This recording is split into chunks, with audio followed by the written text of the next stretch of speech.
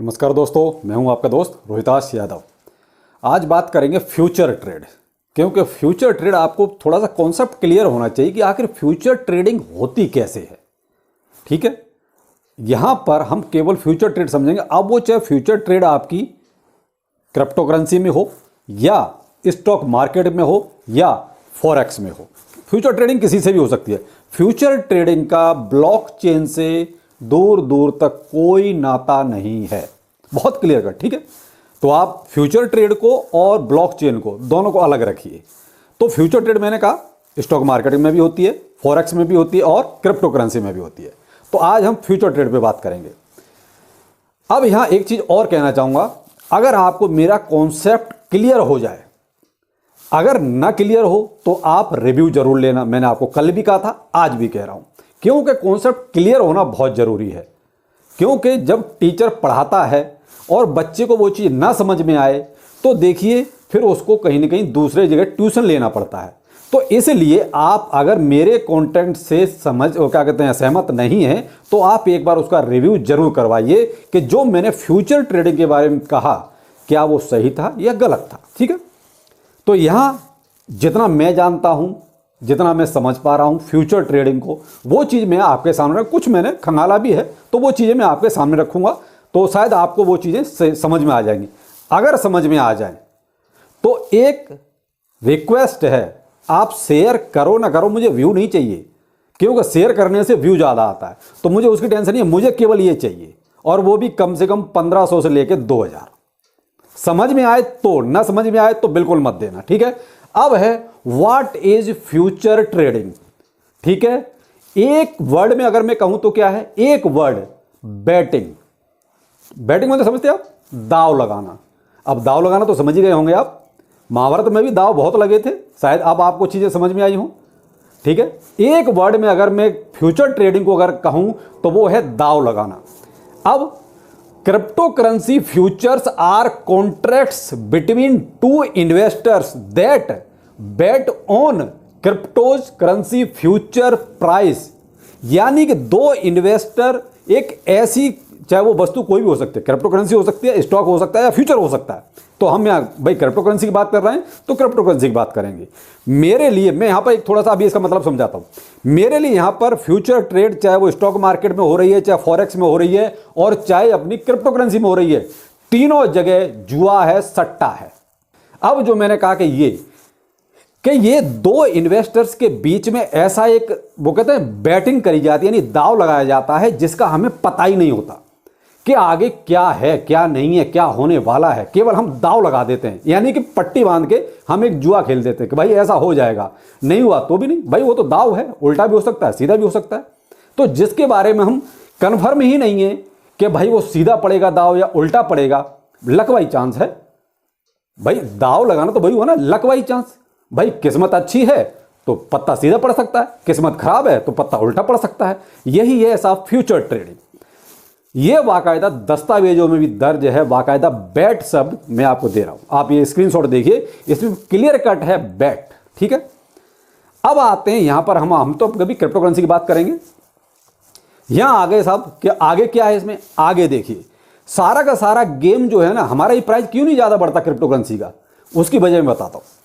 Wales और exchange, यहां जो सबसे बड़ी जो इंपॉर्टेंट चीज है वो ये वेल्स और एक्सचेंज फ्यूचर ट्रेडिंग। क्योंकि जब भी कभी पैसे की जरूरत पड़ती है, किसी लिक्विडिटी की जरूरत पड़ती है, तो एक्सचेंज क्या करते हैं, बड़ी बड़ी वेल्स को कांटेक्ट करते हैं, क्यों, इनके पास होल्डिंग्स बहुत अनाप शनाप रहती हैं। आपने देखा है, मैंने साथ वीडियो में कई बार बताया है कि सिवाय इनू की, ये मान लीजिए एक एक वेल्स के पास 24 ट्रिलियन की होल्डिंग है। अगर इनको लिक्विडिटी क्रंच आता है एक्सचेंज को, तो ये वेल से कुछ टाइम के लिए अपने पास ले लेते हैं, अपने एक्सचेंज में मंगा लेते हैं। उनका वो दिक्कत परेशानी दूर हुई, फिर से दोबारा से उनको जो है उनका माल वापस कर दिया।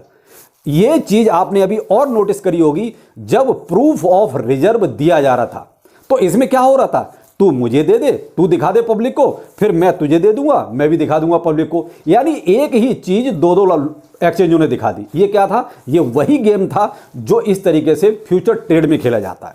तो यहां गठजोड़ वेल और एक्सचेंज का बता रहा हूं मैं। ठीक है, आपको समझ में आ गया वेल और एक्सचेंज की क्या गठजोड़ होती है, ये हो गई। एक एग्जांपल और देता हूं। अभी बाइनेंस पर एक प्रॉब्लम आई, बीएनबी जब थोड़ा सा ट्रबल हुआ था, आपने जस्टिन सन का नाम सुना था। जस्टिन सन ने $100 मिलियन तुरंत जो है उसमें जमा कराया बाइनेंस में। क्यों जमा कराया? कि कोई उसका रिकॉर्ड नहीं है। यही प्रॉब्लम जब होवी ग्लोबल पर आई तो तुरंत जो है बाइनेंस ने टीआरएक्स जमा कराया होवी ग्लोबल पर। क्यों भाई? ये क्या है? तू मुझे दे, मैं तुझे देता हूं, तू मुझे संभाल, मैं तुझे संभालता हूं। ओके, अब यहां पर वेल्स हो गया, एक्सचेंज हो गया, इनका गठजोड़ आपको अब शायद समझ में आ गया होगा। ठीक है, हम लोगों को कोई नहीं पूछता, छोटे छोटे इन्वेस्टर, छोटी छोटी मछलियों को कौन पूछता है? यहां टोटल गेम होता है एक्सचेंज और वेल्स का। अब क्या होता है, जब कोई भी शॉर्ट पोजीशन या लॉन्ग पोजीशन ली जाती है, वो कहां दर्ज होती है? आपके बही खाते में तो दर्ज होती नहीं, वो दर्ज होती है कहीं ना कहीं किसी न किसी एक्सचेंज पर, किसी न किसी प्लेटफॉर्म पर। जब एक्सचेंज को ये पता है कि आपकी इतनी शॉर्ट पोजीशंस खुली हुई हैं, इतनी लॉन्ग पोजीशंस खुली हुई हैं, उनको पता है कि वेल्स का हमें थोड़ा भला भी करवाना है, तो क्या करेंगे? वेल्स को जो है तुरंत उसकी सूचना देते हैं कि भाई इतनी शॉर्ट पोजीशन खुली हुई है, इतनी लॉन्ग पोजीशन खुली हुई है, अब तुम देख लो तुम्हारा किधर फायदा है। वेल्स के पास देखिए अनाप शनाप पैसा पड़ा हुआ है। अगर लॉन्ग, उन्हें देख लिया, अच्छा ठीक है हमारा लॉन्ग में फायदा है, साला ठीक है, पैसे को लगा दिया, करा दिया लॉन्ग वालों को डिसमिस, कर दिया बर्बाद। हम देखते रह गए, अरे यार ये क्या हो गया। जैसे उदाहरण के तौर पर अभी देखिए जो लिक्विडेशन हुआ वो क्या था? वेल्स गेम था। क्यों? एक्सचेंज के पास सारा रिकॉर्ड होता है। तो यहां पर अब आपको वेल्स और उसका पूरा ड्रामा समझ में आ गया, पूरी क्या गठजोड़ चल रहा है। यह है साहब गठजोड़ की वजह, जिसकी वजह से क्रिप्टो करेंसी का जो नेचुरल प्राइस है वो नहीं बढ़ पाता। अगर ये चीज, अगर मैं कहता हूं फ्यूचर ट्रेड अगर क्रिप्टो करेंसी में बंद हो जाए तो एक्सचेंजों का रोल बहुत हद तक खत्म हो जाएगा। इसमें ये जो ये मोनोपोली करते हैं, जो मैनिपुलेशन करते हैं वेल्स के साथ मिलके, ये बिल्कुल खत्म हो जाएगा। फिर क्या होगा कि नेचुरल प्राइस बढ़ेगा तो बढ़ेगा, उसको ये नहीं कि फिर वो कम कर दिया जाएगा। अब ये होता है क्या है कि जब भी मार्केट ऊपर जाता है वेल्स अपना बस कमा खा लेते हैं, प्राइस को फिर नीचे। इसका उदाहरण एक और मैं आपको एग्जांपल के तौर पे दूंगा, आगे देखते जाइए। ठीक है, तो अब यहां तक अगर कोई प्रॉब्लम हो तो कमेंट सेक्शन में आके आप मुझे पूछ सकते हैं। अब आते हैं यहां पर, अभी कुछ उदाहरण देता हूं लिक्विडेशन के, क्या क्या कब कब हुए। साहब एक हुआ था अभी FTX कोलैप्स पे, ठीक है, उसमें जो है लगभग $700 मिलियन का लिक्विडेशन हुआ और लॉन्ग पोजीशन को तबाह किया गया। अब $700 मिलियन कोई 700 रुपए तो होते नहीं। अब 1 मिलियन में कितने रुपए होते हैं आप सर्च कर लेना और हिसाब किताब लगा लेना। ठीक है, अगला एक मैं और देता हूं, $300 मिलियन का एक और लिक्विडेशन हुआ, उसमें लगभग 1,09,000 ट्रेडर्स का तबाह किया गया शॉर्ट पोजीशन, या शॉर्ट पोजीशन की ऐसी तैसी करी गई। ये पैसा किसके पास गया? हमारे आपके पास तो आया नहीं, ये वेल्स और एक्सचेंज मिलके खा गए। अब रिसेंटली ये जो अभी हायतोवा मची, जहां मैंने आपको 2 यूट्यूबर्स का बाकायदा स्क्रीनशॉट तक दिया, आपने देखा भी होगा, बाकायदा आपको मैंने ट्विटर हैंडल भी बताया था कि अगर आपको ज्यादा चाहिए तो आप वहां पे जाके देख लो। उनमें क्या हुआ था, 33,361 ट्रेडर्स की ट्रेड फेल हुई। कितने? 33,361 ट्रेडर्स थे ये। अब यहां पर एक चीज और मैं बता दूं, हाँ यहां इसका अमाउंट और बता दूं, ये तो इतने ट्रेडर्स थे जिन्होंने ट्रेडिंग करवाई। ठीक है, लगभग $150 मिलियन का यहां पर सफाया किया गया। क्या आपके पास आया? कुछ नहीं आया। ऐसे दसियों भाइयों के कमेंट मेरे पास हैं जो कहते हैं हमारा भी लिक्विडेशन हो गया, तो पैसा कहां गया? वेल्स और एक्सचेंज के पास। कितना? $150 मिलियन ओनली 24 आवर में, और 12 घंटे में ये लगभग $40 मिलियन गया था। ये अंदाजा देख लिए। और लोग कितने हुए? ट्रेडर 33,361। अब यहां एक पॉइंट वाली बात समझिए, यहां पर अब एक कॉपी ट्रेडिंग और चलता है, नाम आपने सुना होगा, कॉपी ट्रेडिंग। कॉपी ट्रेडिंग क्या होता है? मेरे साथ कुछ लोग जुड़ जाते हैं, मान लीजिए जो मैं ट्रेडिंग लूंगा वही सेम उनके लिए हूबहू एप्लीकेबल हो जाएगी ऑटोमेटिकली। तो अब इन 33,361 लोगों को कितने लोग और फॉलो कर रहे होंगे आप अंदाजा भी नहीं लगा सकते। मैंने जो स्क्रीनशॉट दिया था उसमें देखिए, एक बंदे का तो जब उसने ट्रेड लिए 990 लोग एट ए टाइम उसको फॉलो कर रहे थे, यानी एक बंदे ने 990 लोग बर्बाद कर दिए। कॉपी ट्रेडिंग में एक ही और मुश्किल है सबसे ज्यादा, हम क्या है, इजी चीजें देखते हैं, बहुत जल्दी करोड़पति वाले सपने देखते हैं, लेकिन ये नहीं देखते कि जिस बंदे के पीछे हम चल रहे हैं क्या वो हमें कुछ फायदा देगा। तो एक बंदे ने 990 लोगों का कुंडा कर दिया, यानी कि सफाया कर दिया। तो आप अंदाजा लगा दिए कॉपी ट्रेडिंग उससे भी ज्यादा खतरनाक है। क्यों भाई, हम आंख बंद करके फॉलो करते हैं, क्योंकि अब न मालूम ये जो हमारा ट्रेडर है वो पोजीशन सही लेगा गलत लेगा, ट्रेड पता नहीं कैसी होगी, कुछ पता नहीं। हमारी तो ऑटोमेटिकली लग जाएगी, बस हमें तो उसमें कुछ करना ही नहीं। हमें तो बाद में ये पता चलेगा हमारा अकाउंट साफ हो चुका है। क्यों? क्योंकि जो जिस ट्रेड को हमने फॉलो किया था उस ट्रेडर ने गलत ट्रेड ले ली, जहां हमने कुछ किया भी नहीं।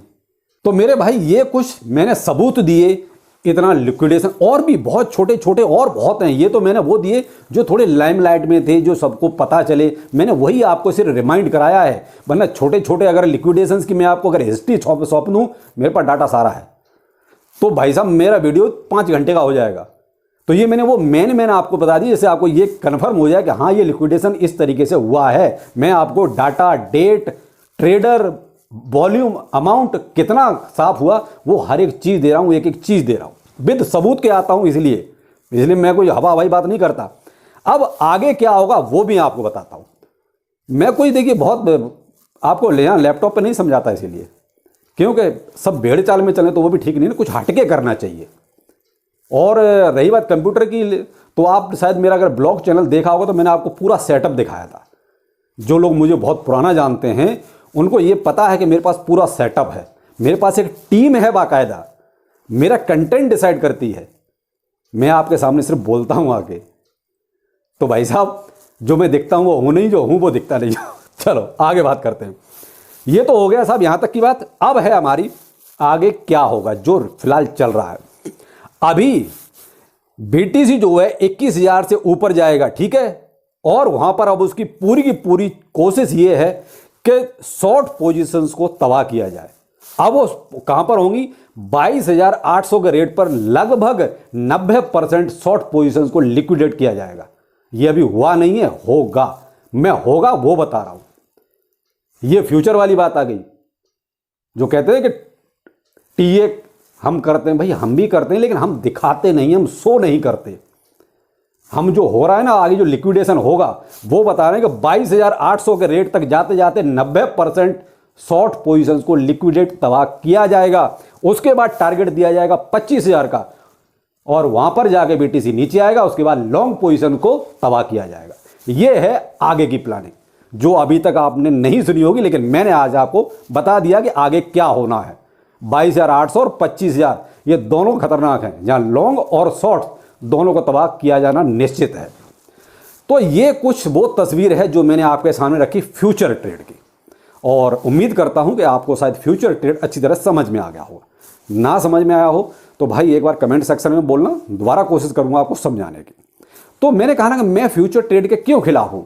अब वो फ्यूचर ट्रेड किसी में भी हो सकता है, मैंने आपको पहले ही कह दिया, तीनों चीजें बता दी, स्टॉक हो गया, क्रिप्टो हो गया, फॉरेक्स हो गया। केवल इसीलिए कि इसमें टोटल मोनोपोली चलता है। कहीं कोई एक आध ट्रेड चलो लग गई बाई लक बाई चांस तुक्के में, वो एक अलग बात है, लेकिन मैक्सिमम लोग तो बर्बादी हो रहे हैं ना, मैक्सिमम लोग। तो मैं तो मैक्सिमम लोगों के बारे में सोचूंगा। बाकी रही बात इसकी कि फ्यूचर ट्रेड करना है नहीं करना है, ये तो डिसीजन भाई साहब आपका है। मेरा काम है अपना पक्ष रखना कि साहब फ्यूचर ट्रेड में ये है। अब फ्यूचर ट्रेड करना है नहीं करना वो आप सोचिए। आपको न्यूज़ देखना है नहीं देखना ये आपको सोचना है, क्योंकि पैसा आपको लगाना है। मैं ये कौन होता हूं ये कहने वाला कि नहीं आप ऐसा ही करोगे। भाई मैंने कोई कॉपीराइट नहीं करा रखा क्या फ्यूचर ट्रेड की मैं ही बात कर सकता हूं, कोई दुनिया में नहीं कर सकता, या न्यूज़ की बात मैं ही कर सकता हूं, कोई और नहीं कर सकता। भाई कॉपीराइट नहीं है किसी भी चीज़ का। संविधान में बोलने का सबको अधिकार लिखा हुआ है।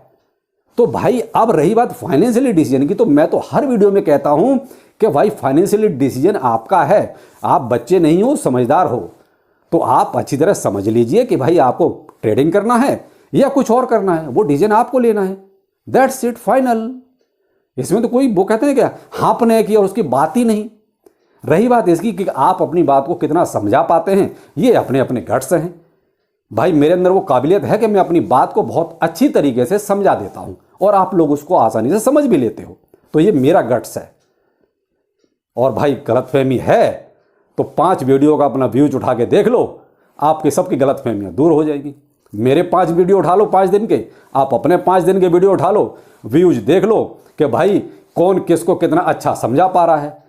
लेकिन आप किसी को फोर्स ये नहीं कर सकते थे कि आप यही कीजिए। हम केवल अपनी बात को रख सकते हैं कि भाई ये ऐसा है, करना है नहीं करना है, डिसीजन आपको लेना है। तो वीडियो कैसा लगा जरूर बताइएगा। अच्छा लगा हो तो 1500 से 2000 लाइक जरूर दीजिए। बाकी फिर मिलते हैं, नमस्कार।